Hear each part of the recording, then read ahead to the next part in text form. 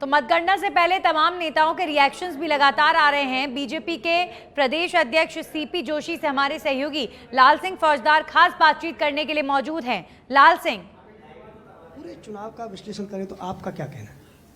देखिए, मैं इस दावे के साथ कह सकता हूं कि पूरे प्रदेश में मुझे जाने का अवसर मिला और जिस प्रकार का उत्साह लोगों का और आशीर्वाद मिल रहा है, स्नेह समर्थन और आशीर्वाद मिल रहा है, और जो परिश्रम और पसीना कार्यकर्ताओं ने बहाया है, उस आधार पर मैं कह सकता हूं कि एक प्रचंड बहुमत की सरकार भारतीय जनता पार्टी की बनने वाली है। उसके पीछे आधार है जनता का अटूट विश्वास। जनता ने मन बना लिया कि हमने भाजपा के साथ जाना है, और उसके पीछे कई कारण हैं। उसके पीछे कारण है नरेंद्र मोदी जी की सरकार की कल्याणकारी योजनाएं, राष्ट्रवाद। जनता अंतर देखती है, एक सनातन को सम्मान देने वाले लोग हैं, दूसरी तरफ सनातन को गाली देने वाले लोग हैं। एक तरफ गरीब कल्याण का काम करने वाले लोग हैं तो दूसरी तरफ गरीबों को सिर्फ नारे और वादे देने वाले लोग हैं। एक तरफ महिला सुरक्षा और महिला कल्याण के लिए काम करने वाले लोग हैं तो दूसरी तरफ महिला अपराध पर कहीं न कहीं अपराधियों की भाषा को समर्थन देने वाले लोग हैं। एक तरफ कहीं न कहीं युवाओं को इस देश का भविष्य मानकर उनके लिए काम करने वाली योजनाएं लाने वाली सरकार है, तो दूसरी तरफ कांग्रेस में युवाओं को उनके साथ हमेशा वादा खिलाफी करने वाली सरकार है। तो जनता ने देखा है कि कहीं न कहीं भारतीय जनता पार्टी और कांग्रेस पार्टी में अंतर, क्योंकि राजस्थान की जनता ने 2018 में एक ठोकर खाई थी। सिर्फ वादों के आधार पर जिन लोगों ने जुमलेबाजी की, जिन लोगों ने बातें की, जिन लोगों ने ऐसे वादे किए, जनताओं की भावनाओं के साथ खेला कि हम सरकार में आएंगे और ये काम करेंगे, लेकिन वो 5 वर्ष तक उनके प्रति गंभीर नहीं दिखाई दिए। जनता चुनती है आपको 5 वर्ष के शासन के लिए, लेकिन ये सरकार 5 महीने के लिए दिखाई दी कि हम आपके लिए ये करेंगे, हम आपके लिए वो योजनाएं लेके आएंगे। अरे भाई, आपको 5 साल के लिए चुना था। आप पहले दिन से जनता के कल्याण के लिए, प्रदेश के विकास के लिए, उन्नति और समृद्धि के लिए काम करना था, नारी की सुरक्षा के लिए काम करना था, लेकिन कहीं न कहीं आप उससे भटके हुए दिखाई दिए। आप सिर्फ कुर्सी बचाना और भ्रष्टाचार करना, इसके अलावा आपका कोई एजेंडा नहीं बचा। तो जनता ने तारीख तय कर ली, 25 तारीख को इसी वादा खिलाफी करने वाली सरकार को सबक सिखाना है। मैं 3 नेताओं के आपको बयान बता रहा हूं। जो राष्ट्रीय अध्यक्ष हैं कांग्रेस के खड़गे, मुख्यमंत्री हैं सीएम गहलोत, उनके अध्यक्ष हैं डोटासरा। वो अभी भी लगातार ये दावा कर रहे हैं, और दावा करने का उनका आधार ये बता रहे हैं कि करीब ऐसी 40 से 50 सीटें हैं जो बहुत कंटेस्ट में फंसी हुई हैं, सॉरी। और वो कहीं ना कहीं उनका मानना है कि हमारी योजनाओं के मोहर लगी है। और सीएम एक बात तो लगातार कह रहे हैं कि अंडर करंट है, अंडर करंट है। ये अंडर करंट क्या है, और क्या उनके दावों में आपको लगता है कोई दम है जो कह रहे हैं कि जो 50-60 सीटें हैं जो काफी कंटेस्ट में फंसी हुई, उनके पक्ष में जा सकती हैं? अंडर करंट है सनातन को गाली देने वालों को उस वोट की पेटी में दफन करने का।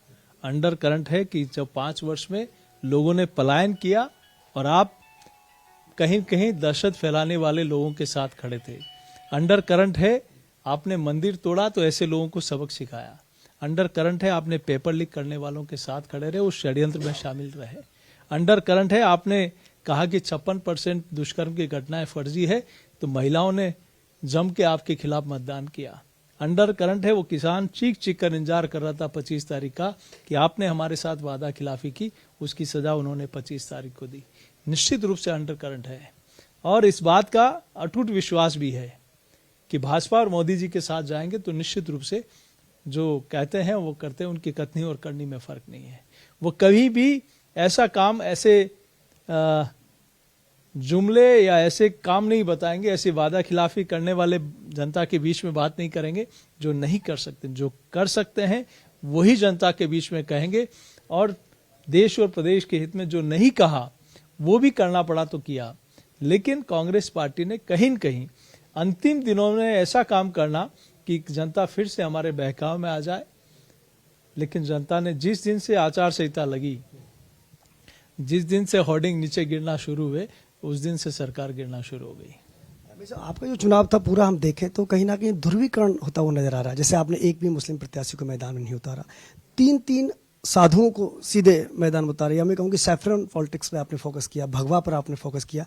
क्या इसका काउंटर बढ़ती हुई जो वोट प्रतिशत है वो ये तो नहीं कि जो सामने वाला समुदाय एकजुट हुआ हो, हालांकि पहले भी उसकी वोटर परसेंटेज ज़्यादा रहता है, वो एकजुट हुआ हो आपके इस प्रयोग के काउंटर में?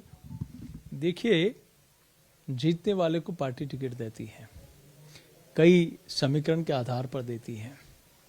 तो मैं सोचता हूं कि राजनीति में बिना धर्म के राजनीति ठीक दिशा में नहीं चल सकती। धर्म में राजनीति नहीं होनी चाहिए। तो संतुलित आय राजनीति में तो निश्चित रूप से, लेकिन कांग्रेस को डर इस बात का है कि अभी से नहीं, 1947 से जिस प्रकार की राजनीति की है, धर्म के आधार पर देश के बंटवारे की बात करी थी। 1947 में आप देखिए कि किस प्रकार से प्रधानमंत्री की कुर्सी के लिए भारत माता के टुकड़े करा दिए। ये अल्पसंख्यक और बहुसंख्यक शब्द कौन लेकर आया? ये किसने कहा कि इस देश के संसाधनों पर पहला हक अल्पसंख्यकों का है? ये तो मोदी जी है जिन्होंने कहा इस देश के संसाधनों पर पहला हक गरीब का है। लेकिन इन्होंने कहीं न कहीं सिर्फ और सिर्फ सत्ता में आने के लिए हर संभव ऐसा प्रयास किया, चाहे देश टूटे, चाहे विद्वेष फैले, लेकिन हम कहीं न कहीं सत्ता में काबिज रहे। तो उसका खामियाजा आज कांग्रेस पार्टी को भुगतना पड़ रहा है। लेकिन फेस को लेकर तो आज भी आपको टारगेट कर रहे हैं वो। आप सीएम फेस पहले भी नहीं बना पाए और सरकार बनने के बाद तो शायद उसकी और तलाश तेज हो जाएगी।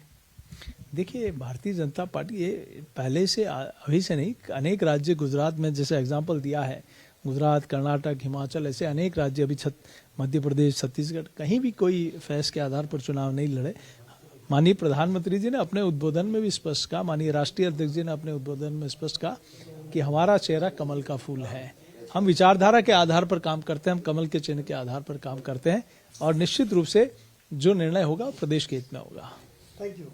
ये थे भाजपा के प्रदेश अध्यक्ष सीपी जोशी, जो दावा कर रहे हैं कि राजस्थान में भाजपा प्रचंड बहुमत के साथ सरकार बनाएगी और तमाम वो कारण जो लगातार 4-5 साल भारतीय जनता पार्टी गिनाती आ रही है, उन मुद्दों को लेकर वोटर्स ने फोकस किया है और फिर एक बार कमल चुनने की तरफ भाजपा बढ़ रही है। ये दावा है भाजपा के प्रदेश अध्यक्ष सीपी जोशी का।